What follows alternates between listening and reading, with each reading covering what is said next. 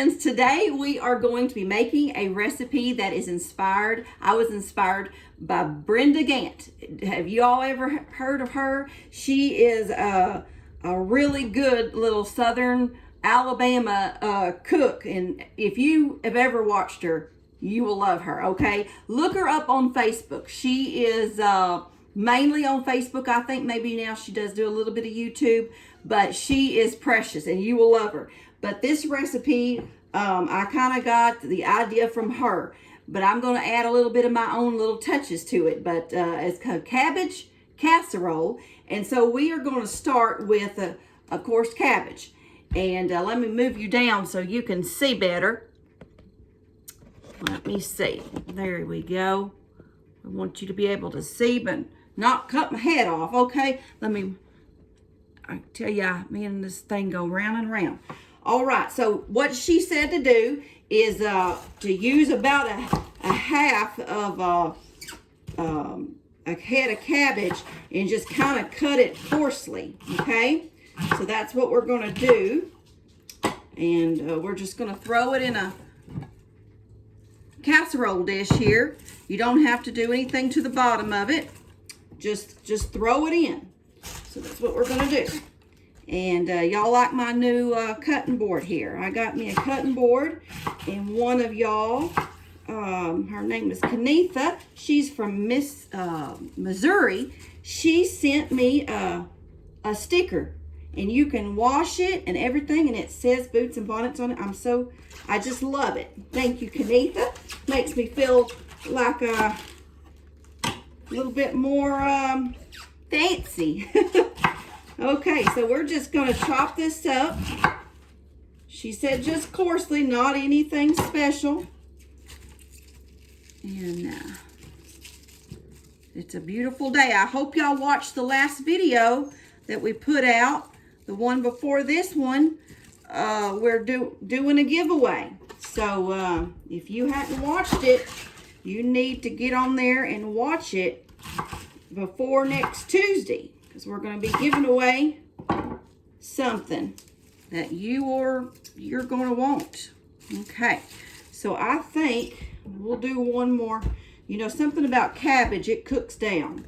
It looks like you have a whole bunch of it, but then when you go to cook it down, then you don't hardly have very much. Everybody in my family likes cabbage. I kind of got lucky that way. My kids, they like vegetables. So, all right. Well, I think that's all I'm going to do on here. That was a pretty big cabbage, and I want to make sure that I have room for everything. Let me do one more slice. I know y'all are probably laughing right now. She can't make up her mind. Oh, just coarsely do it. I love stuff that's not all fancy. You can just throw it in the pot or the pan in this situation. All right, now next we're going to, I'm just separated a little bit. Now next we're going to, oh, that old hard piece. We're going to cut up some onion. Now she says to use three onions, but I'm going to use 2 because my onions are really big. So that's not the knife I like to use for an onion. I like to use my knife I got in Alaska. It's real sharp. See it? I think it's called a Yoo-hoo knife or something. And I wish I would have got all sizes when I was there. I'm going to order. If any of y'all are into knives and y'all know how to get some good prices on some knives, let me know, because I want another one of these. A bigger one. I think they're real popular there, but they work wonderful. I'm going to go ahead and do these onions real quick, and what I'm going to do, I'm just kind of making slivers, and then I'm going to top it on top of that cabbage. And I know y'all don't want to watch me cut both of these onions up, so I'm going to come back, okay? I'll be right back. Okay, I got my onions done, and so now, like I said, I'm just going to kind of separate them and just put them all over the top. And just like that. You won't, when you cook cabbage, you want onions. If you don't like onions, maybe you could use the powder, you know, garlic or onion powder. Onion just really gives it a flavor. If you've been watching me anytime at all, you know I love onion and garlic, okay? I put it in just about everything. Now, I have a half a stick of butter over here melting on the stove. We're going to need that because we're going to make, this is going to have a real good creamy, it's just going to be good. It's going to have creamy. And I'm going to put, the thing I'm doing different than Brenda Gantt is I am going to put pork chops on top and cook it. She just puts the cream that we're going to make up the cream mixture, and then she puts crackers with cheese and butter. But we're not going to do, we're going to put some pork chops on here. And I'm going to go ahead and, that's almost done. Almost melted. Turn it down. Now the pork chops I'm going to use, these are actually already cut up. So you see that? It's almost like a beef tip, except it's a pork chop. So I'm just going to lay that on top of here. You could, if you didn't want to do a pork chop, you could even take a pork chop and cut it up. That's all this is. And I wanted to go ahead and put the meat in here. That way it would be a one dish meal. And it looks real full. This pan looks real full. But remember I told you that the cabbage cooks down. All right, let me wash my hands. I'll be right back. Okay, we're back, and our butter is melted. So I'm going to pour my butter in this bowl.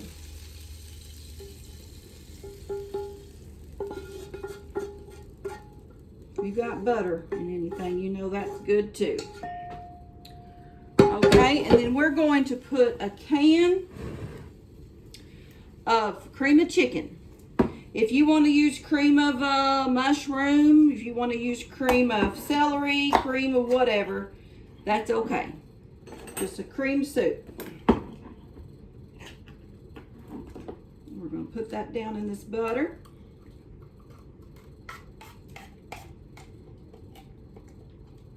And then we're going to use a cup of mayonnaise, real mayonnaise, okay?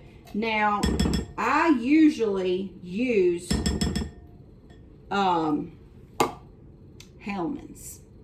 That's really all I buy. But this was on sale, and my daughter-in-law says it's good. She's kind of like me. She's a real picky about her mayonnaise, and so I tried it, and y'all, it's good, and it's about $1 cheaper. So I got me some, and I'm glad I did because it's good. So a cup of this, we're gonna measure it up, and then we're gonna mix that all up in that butter and cream soup. And Miss Brenda, she didn't add any garlic to hers, but you know me, I'm going to add some garlic. Okay, I think that's probably a heaping cup of mayonnaise. So, let's put it in here. This.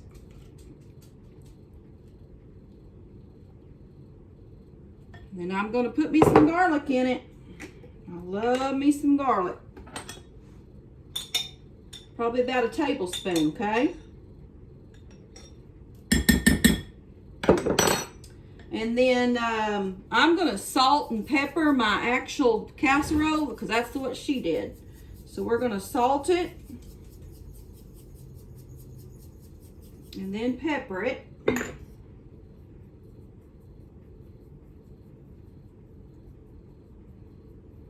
And then we're going to mix this up and smear it all over there.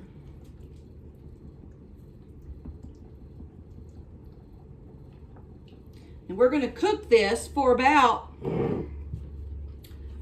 45 to 50 minutes on 350. Now you need to make sure that your pork chops are done, but I believe they will at that temperature for that length of time. Now, like I said, she puts the crackers and the cheese, the Ritz crackers with the butter and the cheese. That's the way she does it. I'm not going to do that.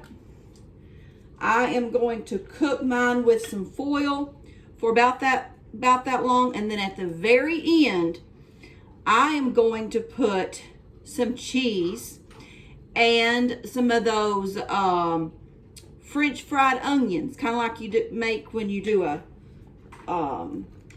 green bean casserole. That's what I'm going to put on top of mine. So,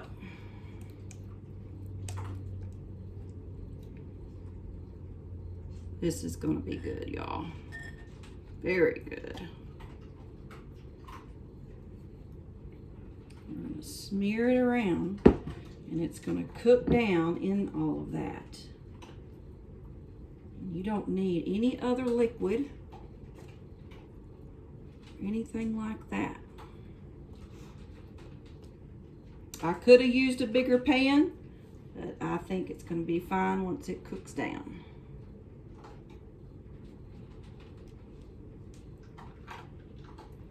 Isn't that easy?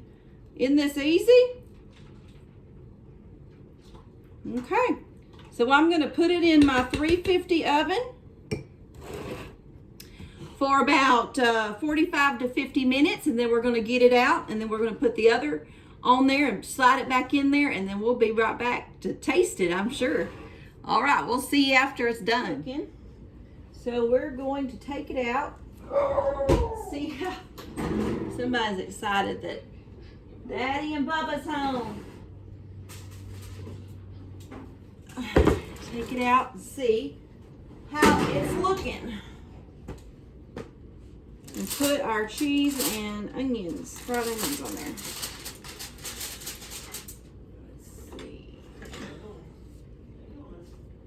Oh yeah, that looks so good. And I believe that, you know, when this cabbage and stuff is boiling, then you know it's done. It's all soft. Okay, it's been cooking for about 45, maybe 50 minutes. So I'm gonna cut one of those pork chops and just see how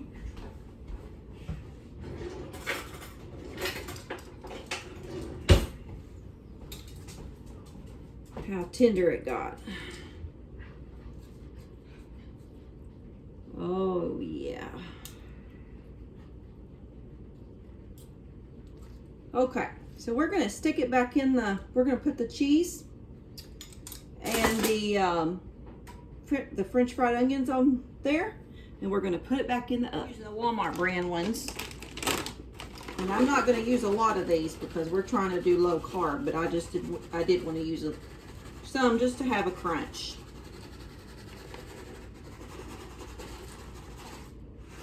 Probably did about maybe half a cup.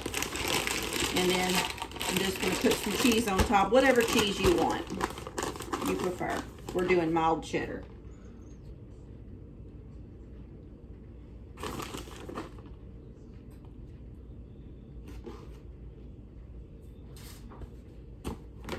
And there we go. I'm going to put back in for probably about 15 more minutes.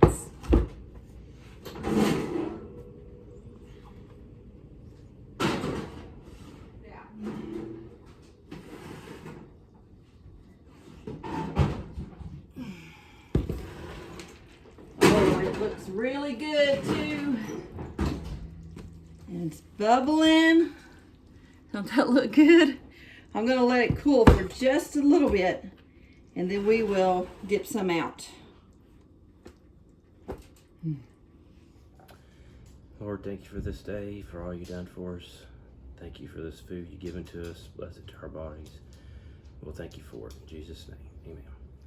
All right, did you like it? Was it? Yeah, it's real good. It has a lot of different flavors. I mean, you get cheese, and you get the onions, the crunchy, and then you get a piece of the pork chops.